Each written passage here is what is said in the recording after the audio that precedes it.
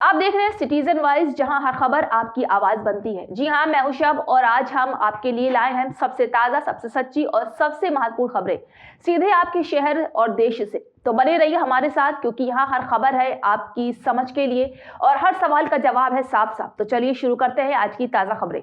प्रधानमंत्री नरेंद्र मोदी ने कांग्रेस और राहुल गांधी पर तीखा हमला बोला है। प्रधानमंत्री ने कांग्रेस पर गंभीर आरोप लगाते हुए कहा है कि पार्टी ने एक सिख नेता को सिर्फ इसलिए गद्दार कह दिया है क्योंकि वो कांग्रेस छोड़कर दूसरी पार्टी में शामिल हो गया है। प्रधानमंत्री ने इस बयान को सिख समाज का अपमान बताया है और इसे कांग्रेस की संकीर्ण सोच करार दिया है। प्रधानमंत्री का ये बयान ऐसे समय आया है जब राहुल गांधी की टिप्पणी को लेकर सियासी घमासान तेज हो गया है। भाजपा का आरोप है कि राहुल गांधी ने पूर्व कांग्रेस नेता बिट्टू के लिए गद्दार शब्द का इस्तेमाल किया है, जिस पर अब विवाद गहराता जा रहा है। नागरिकों का अपमान नहीं है। कल फिर दोबारा किया उन्होंने, और उस समय आंध्र के दलित परिवार का बेटा चेयर पर बैठा था, उसको भी अपमानित किया। यानी आपने नॉर्थ ईस्ट का अपमान, चेयर में बैठा अपमान करो। आंध्र के एक दलित परिवार का बेटा चेयर पर बैठा, उसका अपमान करो। सदन ने इनको काम दिया हुआ है, सबने मिलकर के काम दिया हुआ है, लेकिन वो दलित समाज से आते हैं, इसलिए आप अपमान करते हो।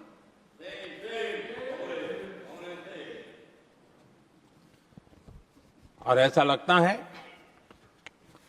कांग्रेस के लोगों को असम की जनता के प्रति बड़ी नफरत है। उनको लगता है कि उसकी जनता ने उनका साथ छोड़ दिया, मतलब उनके दुश्मन हो गए।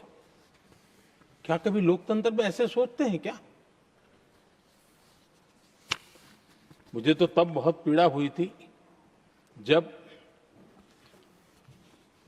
भारत रत्न भूपेन हजारिका जी, जो कि इस देश के बहुत ही सम्मानीय व्यक्तित्व है जी, आज भी घर घर में उनको स्मरण करते हैं लोग। उनके प्रति जो भक्ति का भाव है आप कल्पना नहीं कर सकते, लेकिन उनको इसकी भी कोई परवाह नहीं है।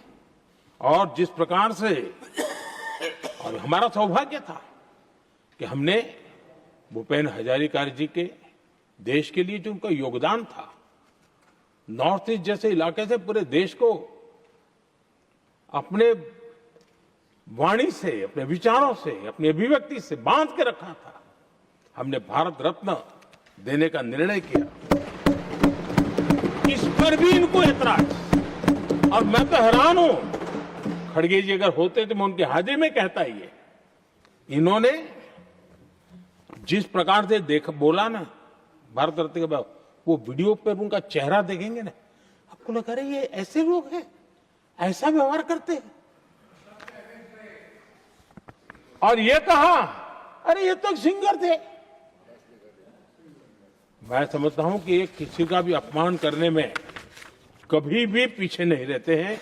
उन्होंने भूपेन हजारिका जी को भारत रत्न दिया, उसका भी विरोध किया।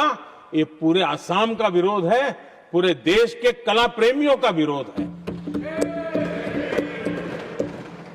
और मुझे पक्का विश्वास है असम कभी भी इस अपमान को भूलने वाला नहीं है।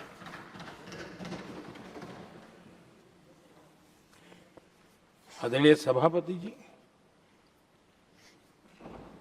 कल जो घटना घटी, इसी सदन के एक माननीय सांसद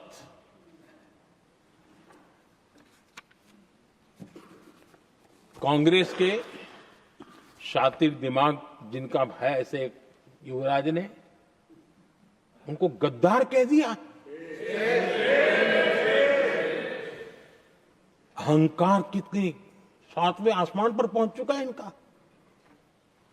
और कांग्रेस को छोड़कर के कितने ही लोग निकले हैं, कांग्रेस के कितने टुकड़े हुए हैं, कई लोग दूसरे दलों में गए हैं, लेकिन औरों को तो किसी को गद्दार नहीं कहा उन्होंने।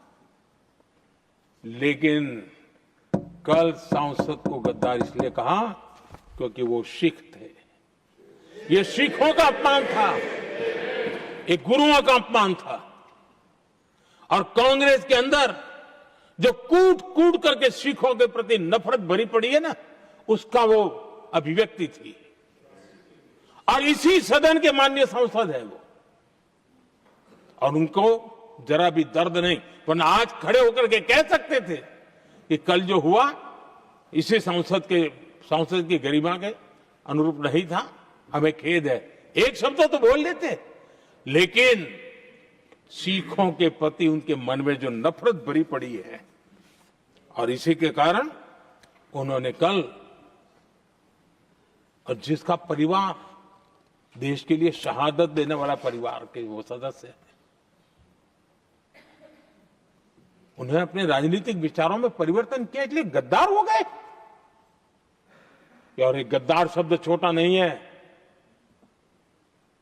मेरे देशवासी को कोई गद्दार कहे, ये कैसे देश सहन करेगा?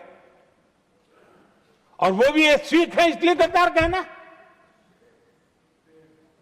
बहुत दुर्भाग्य की बात है। और ऐसे लोग कांग्रेस को नहीं डुबाएंगे तो क्या करेंगे?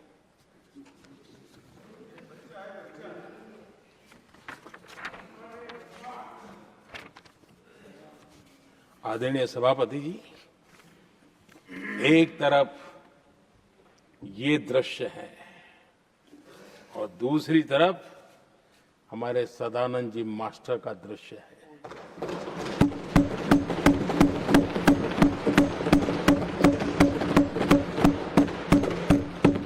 राजनीतिक विद्वेष के कारण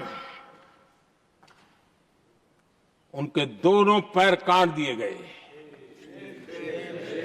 भरी जवानी में दोनों पैर काट दिए।